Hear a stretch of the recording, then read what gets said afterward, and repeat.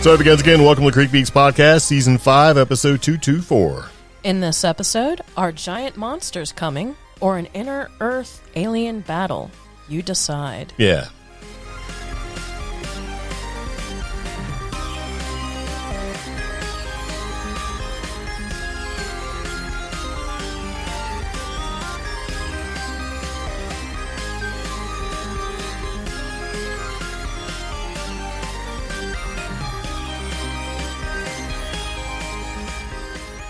So here we are again. Welcome to the podcast. If you're your very first time tuning in, we're glad to have you here. Yeah. And if you're a repeat offender, we're also glad to have you here. Of course. Yes. All right. So anyway, got my coffee, got a bunch of stuff to talk about. So here we go, right? Yeah. Yeah. So what's this podcast all about? But first, Really? a word from our sponsor. Oh, really? Yes. You know who our sponsor is? Who? Us. Okay. We are sponsoring this podcast along with our patrons, and we are very much glad to have everybody ready Yeah. to hear the amazing High Strangeness tales of what we're going to talk about. Okay. That's right. Okay, so anyway, what's this podcast all about? The CreepGeeks Podcast is an offbeat news podcast that takes a lighthearted approach to the paranormal, cryptid, supernatural, strange, the silly, and trending tech topics circulating the web. Broadcasting paranormal news and fun stories from our underground bunker in the mountains of western North Carolina. Yes. Mm-hmm. Okay, so anyway, here we go. Now that you know what the podcast is about, I'm Greg. I'm Omi. And we have a phone number for you to call if sometime during this podcast or at the end of this podcast you go, you know what, I would like to share. Yes. And we do that for you as a means for you to be able to share. And that phone number that we have is 575-208-4025. That's right. It's got a little Roswell area code. Mm-hmm. So, yeah, if you want to call and leave us a message, you can do that. We also have a couple different ways you can interact with us. You can do Facebook, where you can leave a message or send us a direct message. It's pretty hard to find on Facebook, though. So no, it's not. You probably want to write this down. Our official Facebook page is CreepGeeks Podcast. Yes. Now, we do have a Facebook group where you can interact with us directly, as well as our awesome moderators. That Facebook group, easy to find, CreepGeeks Facebook group. There you go. Now, we're also on TikTok, Instagram, Twitter, a couple other places as well. If you search for CreepGeeks Podcast, you'll find us. Yeah, and you can listen to us anywhere fine podcasts are being served. Yeah. And everything we've talked about, as well as our social links, will be in the show notes for every episode, or go to creepgeeks.com. Yep. And if you listen to Audible at all, you can find us there as well. Yeah. So we're on Audible. All right. So anyway, it seems that here recently, and I mean recently as in the past 5 or 6 months or so, things have been sort of a little weird with the ocean. Okay. Right? It's a little bit of a, I don't want to say it's a trend, but it just seems that there's been some more things popping up here and there that sort of pop to our radar. And we do like to talk about things we find to be interesting, especially when you find them in the news and out there in the, well, you know, on the internets and everywhere else. And it's like, this is kind of strange. So it's just kind of like something we should talk about. And one of the things that we do have, before we kind of roll into the podcast, is like a Fortean term of the day. Yeah. Now, the Fortean term of the day for this particular podcast is sea monster. All right. And to make it real easy for you, it's monster that comes from the sea.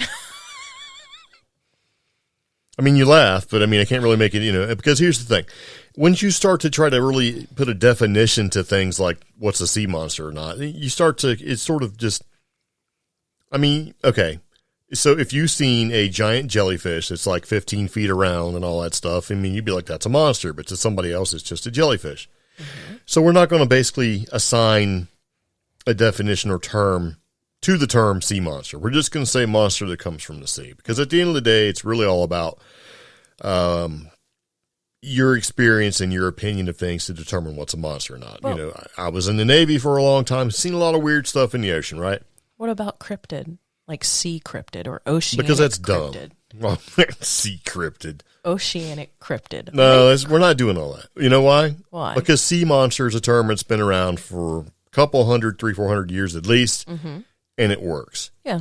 Cryptid is just something that really has been sort of made up Within here the past, 50, 60 years. No, maybe more than that. Maybe about 150 years or so. Okay. It's been kind of made up, as to be something to sort of, give the idea of an unknown animal or, something like that, or some kind of creature as being, cryptid. So the whole cryptozoological thing and all that stuff.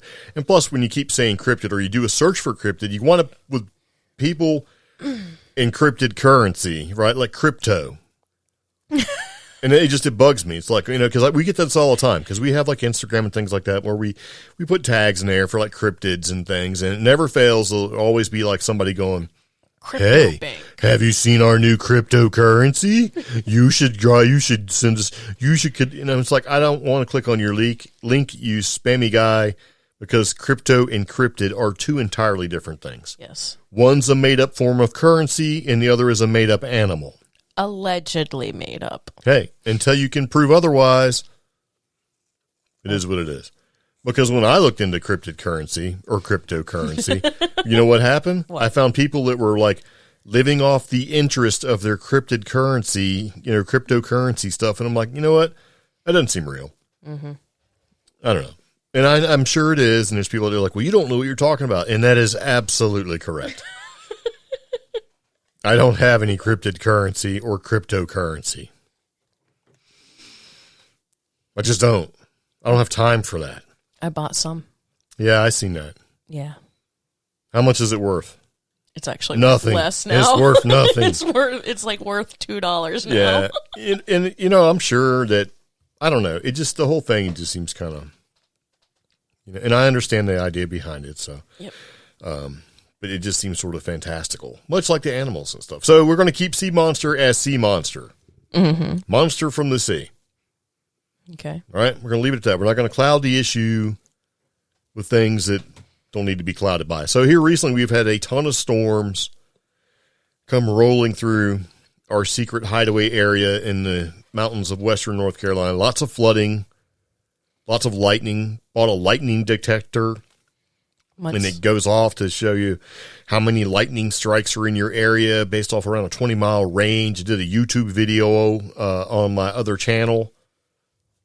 Had a couple of mudslides, too. Yeah, mudslides, people's little bridges getting washed away. So it's been kind of a traumatic time.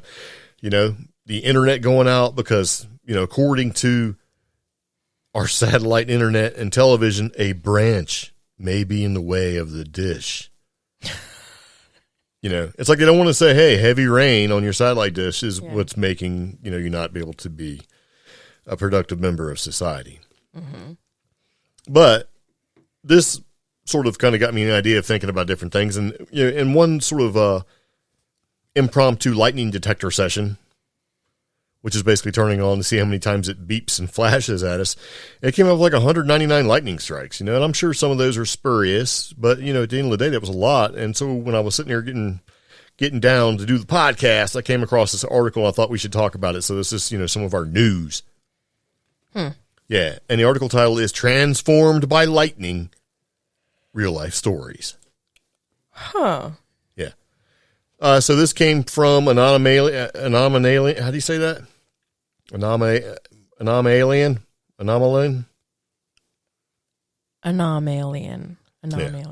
Yeah. Yeah, we're terrible at this when it comes to but anyway, it had a nice little article in here about some of the things that happened, and some just basically some people that had been struck by lightning and had some things happen to them, and I kind of thought it was interesting because, when I was growing up, if you got struck by lightning, you're pretty much going to die.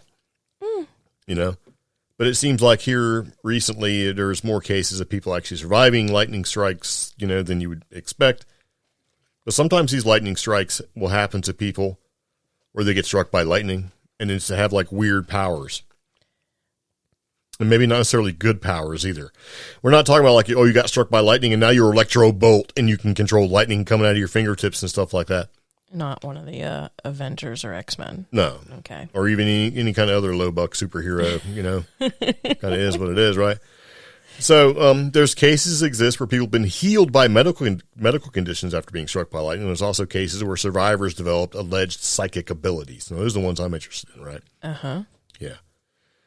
Some survivors, they basically say, hey, they're better for the experience, and some were actually grateful that they were struck. So, and like there was one guy who had a relatively remarkably positive experience, and his name is Harold Diehl. Yeah. And he was a former maintenance electrician in the 1970s in Greenwood, Missouri. Yeah. So he was struck by lightning on July 26th, 1969, while standing in the driveway of his home, and this was supposed to be in Lawson, Missouri. Now, what happened is that he developed severe memory problems, and occasionally he could no longer recall how to talk, walk, or perform other simple tasks. He also lost his sense of smell and the ability to experience pain and cold. Which kind of sucks, right? Yeah. And because he doesn't notice cold like most people, some of his fellow townsfolk called him Weird Harold. Because small town America, of course. Yeah, hence the original name. They're like, oh, that's original. That guy Harold's weird, so we'll just call him Weird Harold. You know what I mean? And he says, they call me this because I never wear a coat or a long sleeve shirt, no matter what the weather is outside. And I've worked outside in 26 degrees below zero. Plus I've worked in weather with a wind chill as low as 56 degrees below zero. And I've also worked in 23 degrees below zero for up to 7 hours at a time. A t-shirt and overalls is what I always wear, whether it's summer or winter. Mm-hmm. So this kind of reminds me of the guys that wear shorts all year round. Like that's maybe their superhero power. You know what I mean? You see them, right? They wear like a hoodie and shorts. Is that how we are now going to identify lightning strike survivors? No, they're wearing shorts in the winter. We're just going to call them low buck superheroes, right? Okay. They have like, wow, there goes shorts guy, where it's like snow on the ground and he's wearing shorts. And we know people like that. We've seen them. They do exist. And they always complain that like, at work they can't wear shorts. Like if they're in a corporate environment. I don't know why they don't let us wear shorts. It's like, okay. Pick your battles, right? Mm-hmm. So, yeah. All right. So, anyway, whether it's summer or winter, this guy's always wearing like coveralls and a t-shirt. Yeah. And he says, basically, looking back on the accident of getting struck by lightning, it has made his life so much richer and more fuller. Okay. So I'm like, well, what's the upside to all of his experience? And I guess it's because he's not affected by the weather. So he's not hot, he's not cold. So the upside is he's not affected by the weather, and everybody in his small town has a horrible nickname for him. Yeah, Weird Harold. So that makes his life richer and fuller. According to him, yes. Okay. So there you go. We'll Just put that in the positive category on getting struck by lightning. That's a positive experience because, hey, at the end of the day, if he thinks it's positive, I guess, and that's all there is to it. All right. Yeah. So there's another story about this lady named Betty Galvano. Right, she was a former high school fashion model. I think it's high fashion model. Yeah, high fashion model. Yeah, because when I read and that, she I'm was like, a widow of a celebrity golfer named Phil Galvano. Yeah. Now, in 1993, she fell off a seawall and broke her right leg. The accident was so severe that she required two 14-inch steel bars inserted into her leg. Now, yes, the surgery enabled her to walk again, but it left her in horrible pain and unable to use her leg to the extent she was prior to the accident. She explains she couldn't jump or raise her leg, she couldn't stand on one leg, couldn't walk without dipping, and that my leg always felt like a sandbag. Now, in 1994, she was cutting up broccoli in her kitchen with the window open, and all of a sudden she heard the most unbelievable and tremendous blast of thunder. Now, the next thing she knows, she's slumped over the counter, the knife and the broccoli all over the place. The bolt of lightning that had struck Galvano had entered via the open window, I guess, in the kitchen. Now, her husband, who had been sitting 4 feet away from her when the incident occurred, helped her to the couch so she could lay down. While she was laying down, she had a strange sensation in her crippled right leg. Felt like 1,000 needles had entered her toes and foot. Suddenly, her leg felt full of vitality, as she quotes. I stood up and everything was fine. I could walk normally. The pain had also vanished. Galvano claims that not only did the lightning strike miraculously heal her leg, but she didn't suffer any ill effects from it, and not the slightest amount of memory loss. All right. Now, she did have that confirmed by her doctor, too. Yeah. Yeah. So when I read this, I was looking at it from a different perspective, right? Like, I broke my neck. I've got rods in there, like titanium rods and stuff. And I kind of relate to what she's talking about. But when I read the part where she said like 1,000 needles had entered her toes and foot, I have felt that.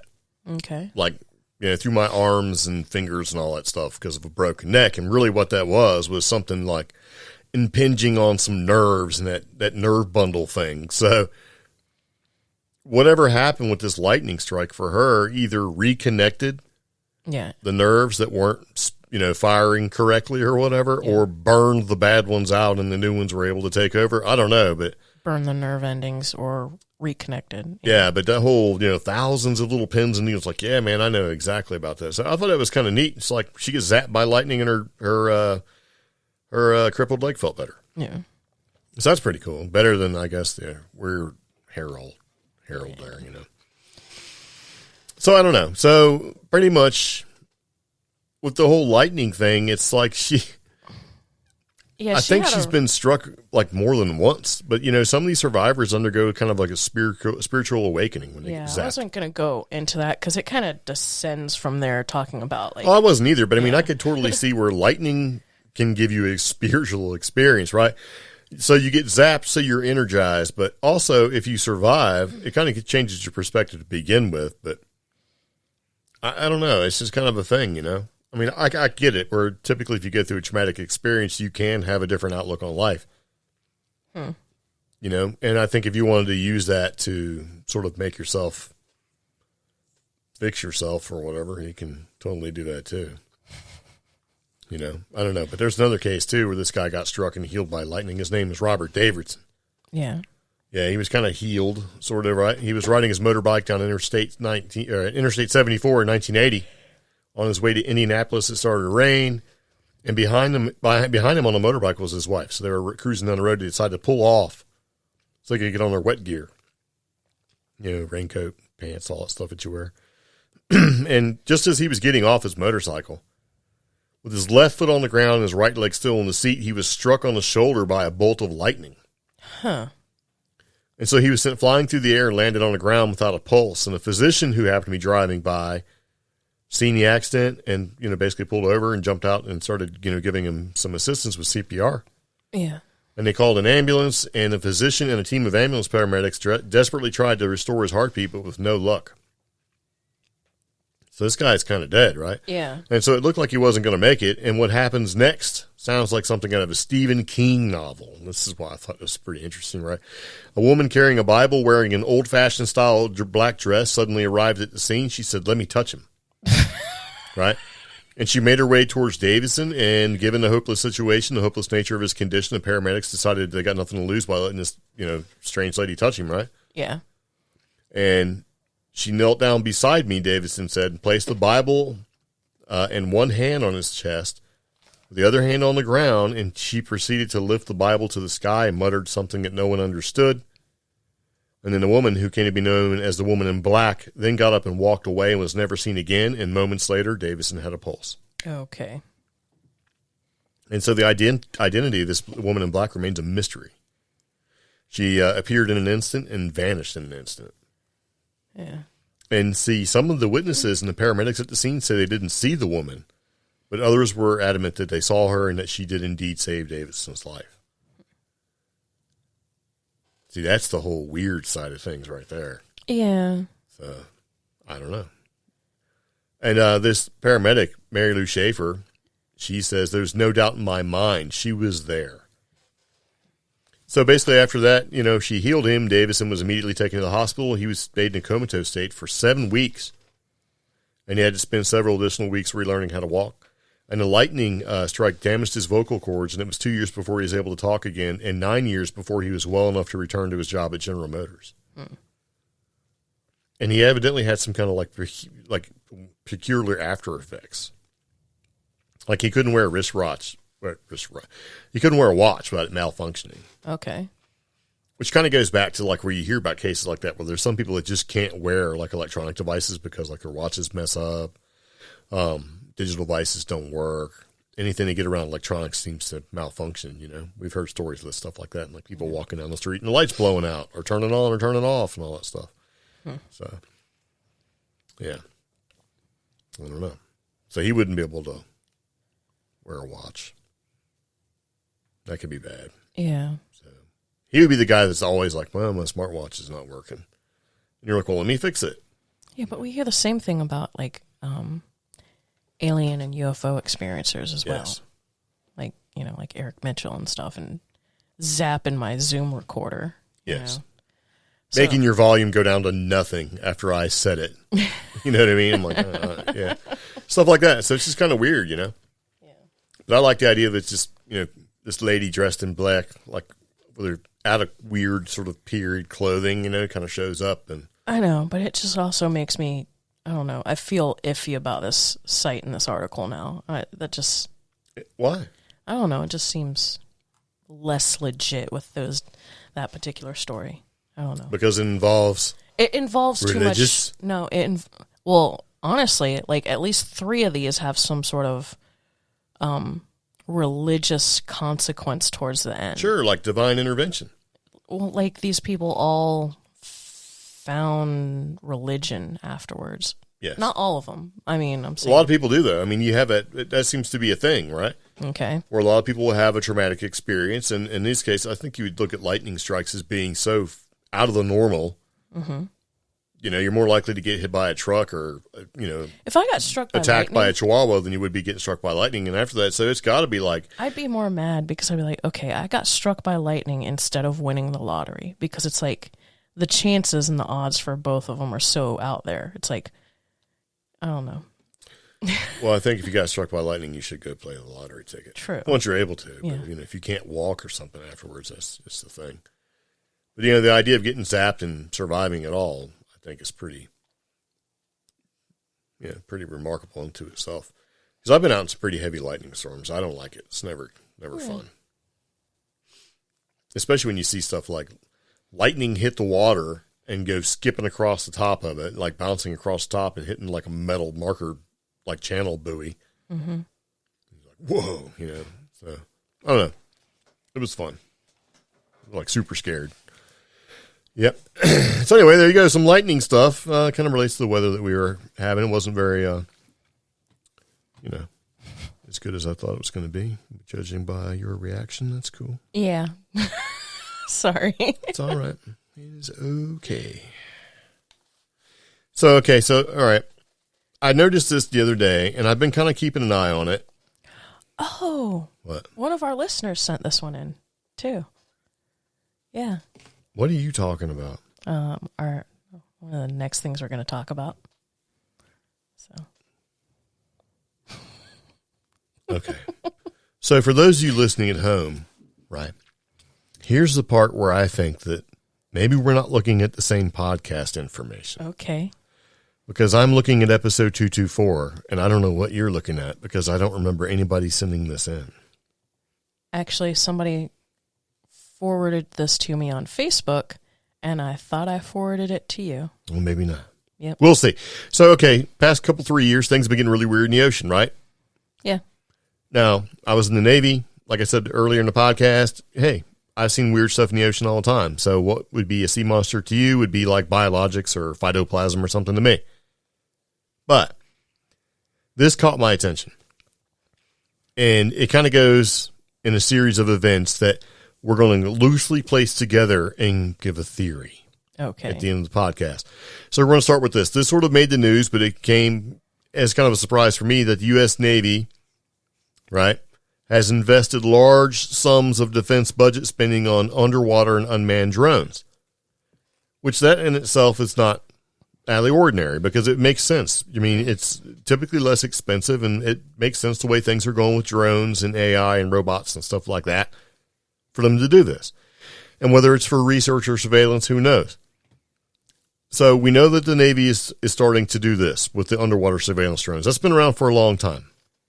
And we'll say 10 years has become sort of the thing with all this stuff. But they're also basically spending money to search the ocean for transmedium UFOs and underwater bases. Mm-hmm. So what's going on here? Because the last episode, our podcast episode, we talked about, underwater or basically USOs, right? Underwater submerged objects. I've seen some weird stuff out there.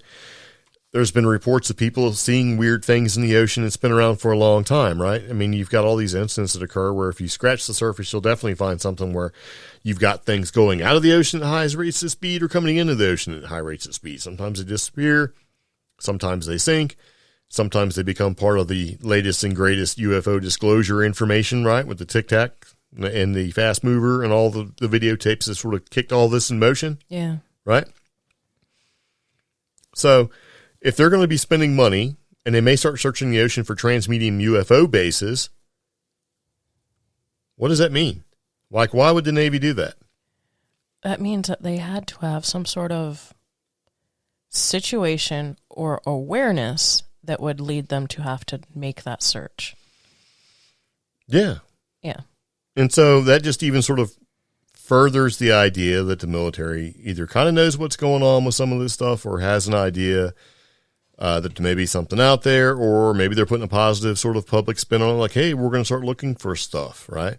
Mm-hmm. And we even talked about the USS Omaha video where they've had sightings and the idea, the possibility of an underwater base may exist, right? And if you look at like recent articles from like mysteriousuniverse.org where they actually talk about how the U.S. Navy may search the ocean for transmedium UFOs in underwater bases, it kind of makes sense because we've had all these different news organizations start to really talk about these UFO videos and sightings and the whole disclosure, which really hasn't been disclosure. We're talking about like the New Yorker and the Daily Star and all these other places. So that's not what's so weird. I mean, it is weird that this is actually occurring now, but I mean, so we've seen this sort of thing the past couple of years with news and that sort of thing. It's not really a big deal, but then all of a sudden you've got the Navy out there blowing up like 40,000 pound bombs. Yeah. That's a little unusual. Now, what they say is that they're actually blowing up or testing and doing shock testing. You know what shock testing is? No. Shock testing is, let me give you an example. It's kind of a weird thing, so I'll set a quick scene for you. You ever seen any World War II, movie about submarines, and you got a ship, and the ship's going by, and the submarine's trying to be really quiet, and they're throwing over like those barrels that you see. Yeah. Those are called depth charges. They just look like 55-gallon drums, and they're just kind of throwing them over the side, and the drum sinks down, and it blows up, and you see the little, big poof.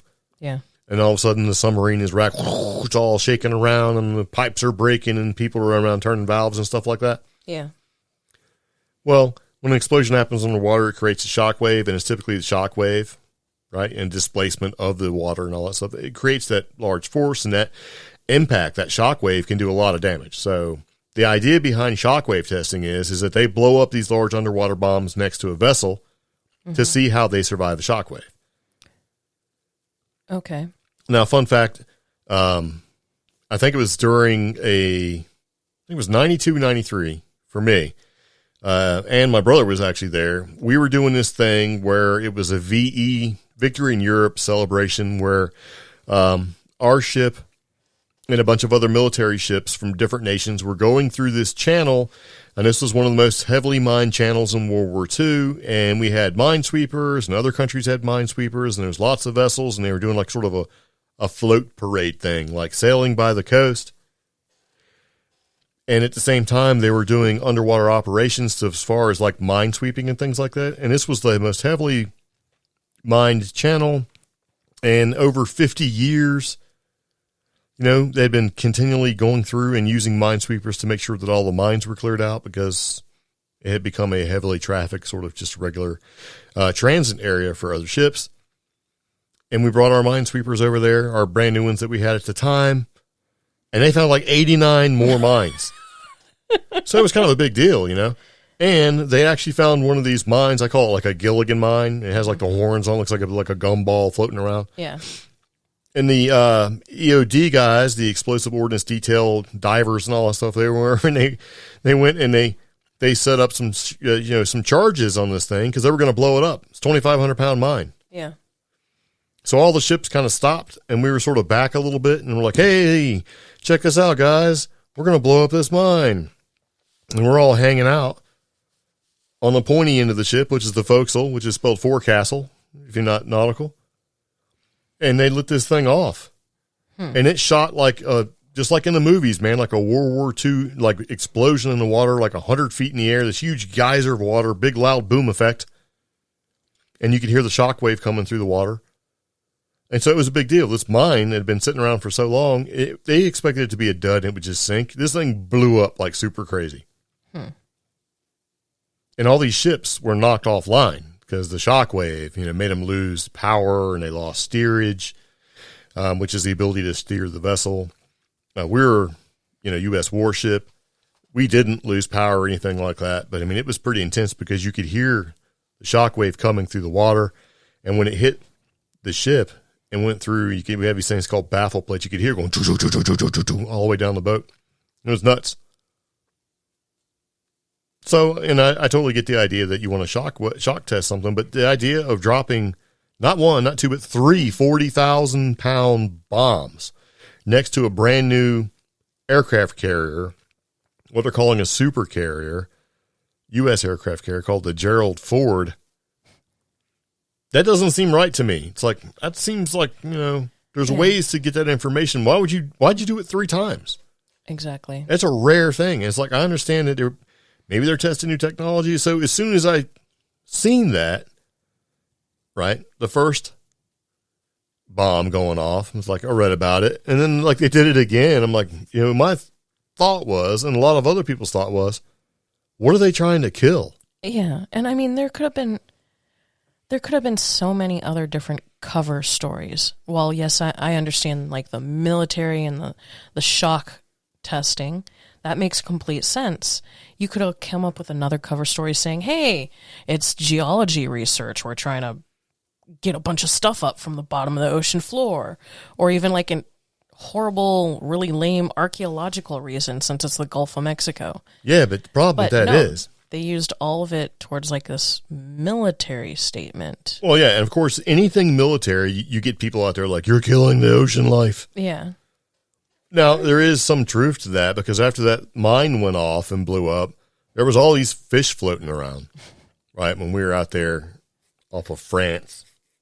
And one of the things I remember was the Australians were there, and they were cruising around in what they call a rib boat, which is a rigid-hulled inflatable boat, like flying around real fast, like, and picking up fish and throwing it in the boat. And they were going to other ships going, you guys want some fish? And it's, I get it. Hey, man, there's like cod and all sorts of crazy stuff out there. And we were like, yeah. And our medical doctor was like, no. So we did not get to have fish, but they were like, hey, mate, y'all want some fish? And we were just throwing fish up on the deck, Okay. Yeah, because by then we had gone from the pointy end of the ship, which is called the forecastle, and it's spelled that way, or what we called forecastle, to the back end of the ship, which is the stern, because these Australian guys were coming cruising up and they were throwing fish back there. And we were going to have a huge fish fry. And then that doctor, our HMC, was like, no. And the thing is that, hey, having been to England, had fish and chips, had paid a lot of money for it. I'm like, these are the same fish we was eating. We can have our own. But it was a thing. So, yeah, I totally get why they would want to do shock testing and things like that. But the idea of using not 40, but like 120,000 pounds of explosive to test one ship, that seems really excessive. Concurrently, I guess. Well, there's an article for it, but, it kind of got me thinking, all right, so they're doing this. What are they trying to kill, right? Because you kill a lot of ocean life, because it creates low frequency, all that, the shock wave. It has some power behind it, not just the, physical effect, but also the seismic activity that it makes in the sonar, or the sound that comes off these things is tremendous. And the sonar damages the larger... Low frequency sonar, yeah. It can really... It damages all those friendly mammals that we like. Like it kind of messes them up, right? Whales, it'll also, dolphins. Can kind of do a good job of liquefying you. Yeah, it's bad. That's how you kill... Oh. You can kill divers with low frequency sonar. Yeah. And high frequency sonar. That's why a lot of times they have an evolution where you're clearing the harbor by going active with your sonar, doing that little ping this year. It's like has a little force behind it. But anyway, so after reading that, I started thinking back. And you remember how we talked about some of these underwater accidents that have been occurring with submarines? Yeah. So here recently, right, we found out that an Indonesian attack submarine went missing after participating in an exercise near Bali. And you probably didn't hear about this, but this was supposed to be after a live torpedo firing exercise. The submarine went missing. And allegedly, when it was found, it was basically broken into pieces, not like you would expect a submarine explosion to occur, which looks like something, it looks like the submarine. It wouldn't necessarily look like it'd been broken in half. It'd look like an explosion event occurred. Yeah. Because if you go back to the Kursk incident that happened with the Russians and stuff, they also had, but they had a torpedo type incident, and it looked like the front of the Kursk had been blown off. So, I mean, it looked like it was an obvious thing, and that was a pretty sad thing as well. That was a Russian thing, right? Mm-hmm. So you've got an Indonesian submarine that went missing because of the incident that occurred. They're calling a torpedo incident. The Kursk happened, but that was, decades before. And then Russia's spy submarine that they have is like a one of a kind. It's a complete mystery. It's designed to sit on the bottom of the ocean and do stuff. They think it's designed to sit on the bottom of the ocean and actually hack the cables that run across the ocean to provide internet and communication. Just basically sit on the bottom of the ocean and sit next to it and be able to absorb the information that comes out of the cable. Oh, wow. Which kind of makes sense because it's something that can be done. They had an incident as well where it actually killed, it was either 14 or 17 people. So these are some weird things that are occurring, right? And then you've got some of the oceans were catching on fire. These underwater gas coming up and catching on fire. You got the ocean on fire. Did you hear about those? I thought I saw something, but I didn't. All this is kind of happening sort of around the same time. We're talking like the ocean's on fire again. You had like a mud volcano explode, and that lit up the Caspian Sea. There was fires in the Gulf of Mexico where the ocean was on fire. You go back even further, you had the Deepwater Horizon oil spills. Yeah, I can't find the recent one. So there's a couple. And honestly, I didn't want to go and spend 3 hours like kind of going through, but I'm just looking at it. It's like there seems to be a lot of things going on here, and it sort of maybe follows a little bit of a pattern that if you really wanted to, you could sort of start connecting the dots and start trying to figure out what's going on, right? So you got the ocean fires that were occurring around the Gulf of Mexico. You had the deep water horizon oil spill that happened, right? And this was, I think it was April 2010. Yeah. And they spilled 135,000 gallons of oil. 11 men died. It was a bad thing. And then you got oceans on fire in the Gulf of Mexico. If you jump across Florida, where they were dropping these big bombs off the Florida coast to basically do the supercarrier bomb test for that's not that far away in the grand scheme of things. So you look at the underwater explosions. They were detonating these bombs off the coast of Florida, which is kind of almost off there a little bit, right? You jump over Florida into the Gulf of Mexico, you've got fires out there. You get the Deepwater the Deepwater Horizon oil spill that occurred out there, right? Yeah. And 2 podcasts ago, we were talking about why would you need a new sort of radar listening type setups, right? Remember? Yeah, off the coast of Florida, in the Gulf of Mexico. You're like, why does it need to be in the Gulf of Mexico? Why are they out there, right? Yeah, because for me, it makes no sense. Right.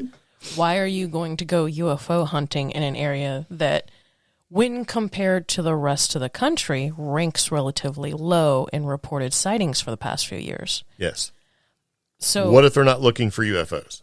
And that makes more sense. Right. Which makes me angry because, again, I'm tired of the fakery, because it's not even believable anymore for me. I know, it's kind of nuts, right? I'm calling them out. I'm like, really? And so if you think about so maybe there is these underwater bases, right, and UFO type stuff occurring. I mean, there is a glowing pink energy anomaly that was filmed in the Pacific Ocean in 2018. There's like this weird giant pink square under the water just glowing.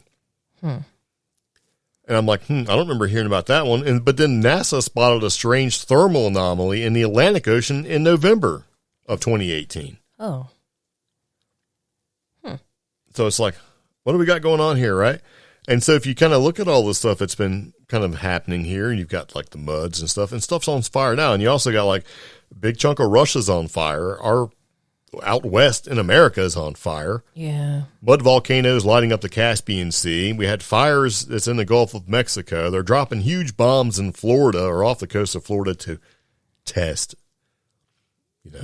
shockwave effect on a giant super carrier. What are they trying to kill? What's coming, man? Is it UFOs that are under the water? Mm-hmm. And we're sending out these drones because it seems like whenever you hear about the government going to do something, they've already been doing it. They're just kind of like, this is their way of letting you know. That are flying around underwater there looking like fish and everything, spying. Like that one movie from the 90s. Yeah. And we've got USOs, underwater submerged objects. So there's going to be a little bit of an uptick in the sightings of those. So what do we got here? Do we have like giant sea monsters coming up like Godzilla? And see, that's what it makes me mad because out of all the preposterousness, which is not a word, I believe, I don't think so, but it's like all this stuff is stacking up, and it's stacking up with this whole disclosure and, ooh, this information's out. Ooh, why are they doing that? And we're starting to hear some of the same names in media, like Corbell, and then that the other guy who's recently been hired by the federal government to study UFOs. I can't remember that dude's name. But it's like, is this now a new cover by the government to cover up something else? Is it no longer UFOs? Is this, at this point, I am more apt to believe that right now the government is fighting a Godzilla underwater than they are trying to find underwater UFOs. No, it's funny you say that because if you go back and look at one of the most recent Godzilla movies, that's a premise that they came across like off Bikini Atoll and stuff where they were dropping atomic bombs. It wasn't just to test the atomic weapons. It was to kill Godzilla. This to me seems more like they're trying to stir something up in this particular region. Or are they just trying to combat something in that particular region, and the stories that are coming out, they're just letting them happen? Because there's even an article that came from like KXAN.com, right? Okay. Which is like, I don't know. Anyway, I'm not sure what state it's from or city, but it says, national news, Godzilla in the Gulf of Mexico. Offshore pipeline explosion draws monster comparisons. And that was July 3rd. Yeah. And it's actually in Mexico, I think. It says an underwater pipeline explosion on Friday. It was July 3rd. At an offshore satellite platform in the Gulf of Mexico's Campeche Sound has the internet keeping out for legendary movie monster Godzilla. It says the explosion happened after a gas leak, and they basically talking about how it created surging flames that came from beneath the waves, and it looked crazy. If you've seen any kind of video footage at all, it looked kind of nuts. And it says, with everyone safe in the Inferno Quell, Twitterers noticed similarities between the fire and scenes from Godzilla. They say Godzilla, right? Which basically is what the kaiju looks like when it emerges from under the water. So we have giant kaiju in our oceans. No, this is how it starts. Okay. Yeah, we sort of kept them at bay for a while. Now, these underwater rifts are starting to open up, right? Mm-hmm. And it's going to happen, just like those two giant monster kaiju robot movies. You know what I'm talking about, right? Pacific Rim. Yes. So Pacific Rim is going to be our reality soon. Hey, no, I mean, that's how they said, right? They had a rift, there was fires and stuff like that, and these kaiju came through the rift. And you had to develop these big giant robots. Now you've got, Boston Dynamics that are making robots that can do parkour and do flips and stuff. They just got to make those things bigger. You know what's creeping me out about those? Is that they do flips? No, because I am always on you that they are treating them too poorly. And if they are in our future, we should treat them with more kindness just in case one of them decides to break Asimov's law. Well, according to, what's his face? The richest African-American in the world. What's his name? Elon Musk? Yeah, according to Elon Musk, AI is the biggest threat of all. Anyways. And then after that, recently he's come out with a statement saying, "Don't worry, it's already too late." But what I was trying to say was, what's freaking me out now is that those particular robots or similar are in movies that are in our not so distant future. Like, people are already trying to incorporate them into shows and media as active participants in whatever the movie's particular plot or universe is. They've been priming us since the 30s with Godzilla. I know. But, okay. So, this totally negates us being a paranormal and weird news podcast. Well, but let's just say this is not Godzilla and this is not UFOs or USOs. What is the point of putting so much explosive emphasis and destructive emphasis on this particular region, as well as like these weird submarine situations that have happened elsewhere? I mean, what would be the point? I mean, this is so much destruction. Well, that's just it. Maybe it's not UFOs and aliens, right? Mm-hmm. Maybe it's not monsters. What if it's some of the hidden races that still live in our planet? Okay. That we've been fighting back, or we had an alliance with to leave us alone, we'll leave you alone. And now that's not happening anymore. So what if there's a battle that's occurring? You got reptilians, you know, all these hidden worlds, like Admiral Byrd flew over in Antarctica and looked down and seen this giant hole with, you know, like whole civilization in there and allegedly met people. What if that's a thing? I mean, look at the incident that happened in the secret base at Dulce, where you had like aliens and reptilians and stuff all kind of working together, and then a fight broke out and everybody started shooting each other and stuff. But cave people were never mentioned in that, like deep. I mean, yeah, there was aliens and then there was grays, but there was no. There were reptilians mentioned as well. Yeah, that's what I said. It was like reptilians and aliens, but the suggestion of these underground races, it always involves like this multifaceted array of different creatures all living under there that we've somehow managed to fight off. And us as a species, I'm sorry, I don't feel that we're that bright, especially if we're combating creatures that are able to successfully live underground. Well, we don't know. And that makes us human. That's right. Kind of proves my point. I don't know, man. I mean, if you think about we're it, not very bright. I don't think we have to be relatively bright. I think that in a lot of ways the human race is like somebody you know that seems to be all, or for the most part, just like, okay, kind of non-threatening, but prone to flying off a handle. So, as far as the universe and all the races and species, we get like miscongeniality or uncongeniality because we're not the smartest. No, I think we're just prone to act on emotion and fits of like stupidity that they just don't expect. Okay. I don't know. Who knows? So what listener do you think sent something in? What was that? Oh, well, this was also in our podcast, and I think we kind of jumped over it. I do want to thank Wes for sending this in. She thought this was very amusing, and so did I. Well, if this is what I think it is, this is, I think, where we're going to end the podcast, because we've already gone through. So, as an aside, I can be a total Karen when it comes to things like TripAdvisor or any of the other review sites. No offense to any Karens out there. How dare you? Now, I love going on TripAdvisor and seeing some of the horrible reviews about national parks. You know, things like 2 stars, no Wi-Fi. Well, yeah, you expect those to come from teenagers, right? Like, this place sucked, you know, and there's no Wi-Fi. It comes from like full-grown adults. I mean, and they're like, you know, or it's just a bunch of rocks. And you're like, really? It's a national park. Mm-hmm.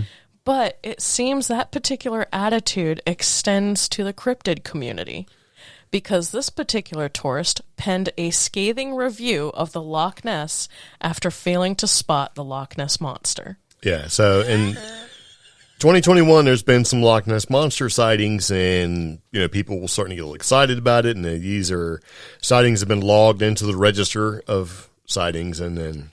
Oh, we've talked about that guy who, he has the actual register of logs. Imagine if this TripAdvisor sightings. dude tried to submit this to him.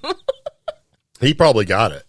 Oh, wow. He's probably the email contact for that sort of thing. So, yeah, basically being angered by the fact that, he didn't. The particular guy who wrote this, his name, he goes by Ron on the TripAdvisor website. Ron went on to explain that his wife and 2 kids waited around for hours hoping to see the famed Loch Ness Monster, only to find that the viewpoints were crowded and dirty. After complaining about the weather that day on the site, this tourist returned to his main bone of contention, which was the lack of creature sighting, declaring the whole experience was horrendous. I wish I hadn't bothered. It's just a tourist trap, and not sure why they would advertise the Loch Ness Monster when it's all just a lie. Yes. Yeah. Ultimately, he advised any potential future visitors to the Loch Ness to temper their expectations of seeing the iconic cryptid, since you will end up bitterly disappointed like we were.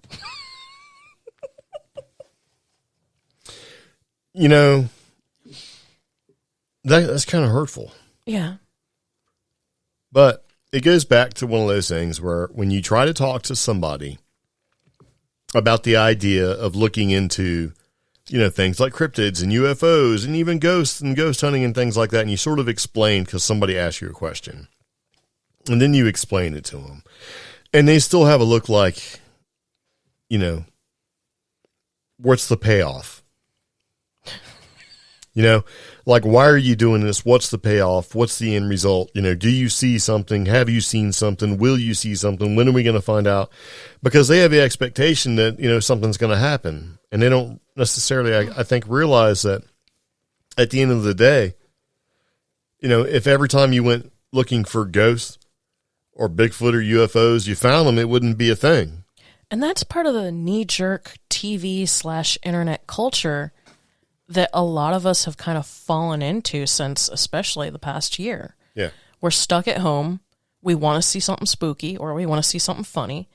Well, we just get on the internet or we get on TV and there it is. There's some ghost stuff. Yeah. There's some, funny stuff. There's some weird Bigfoot photo. So just like the British dude.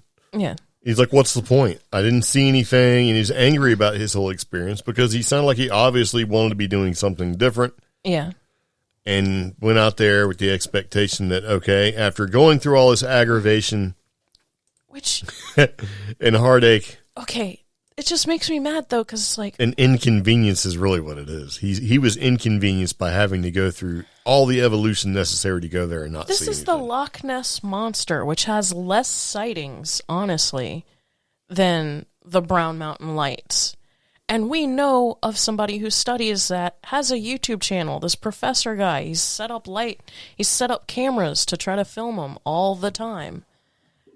And the reports for those are more frequent, yet we know you're not going to see the Brown Mountain Lights every single time. Well, this guy doesn't care. This guy doesn't realize there's work behind capturing the unexplained, the paranormal.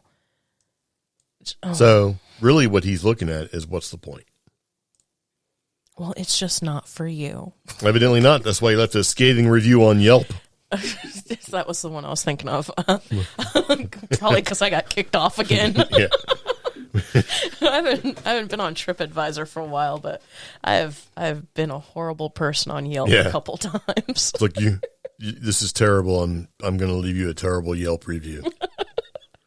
It's like, okay, man, I'm sorry I couldn't produce something that's been sought after for a long time just to appease you. But it is what it is. So speaking of is what it is time for us to go ahead and end the podcast. We've been talking about 54 minutes about stuff. But I don't know. I mean, what's the idea? It's just some high strangeness going on with the ocean. If you really wanted to connect the dots, you could. You know what I mean? So when I was looking at some of this stuff, is really what this boils down to and turned into for us. That this is just CreepGeeks unrelated and unsubstantiated rumors and informational media tidbits of random, unproven, interesting conspira thought. Okay. So here's what I think. They're either trying to kill something, or there's a battle going on, or both. But now, in light of recent events that has occurred just in the past 3 days or so, maybe it's just ineptitude, man. Maybe all of us, maybe we're just going downhill. Okay. And we're not putting enough attention to detail and all that stuff. I don't know. For me, it makes no sense to test a super carrier in field 3 times in such a dramatic manner. I mean, well, you know, and the more,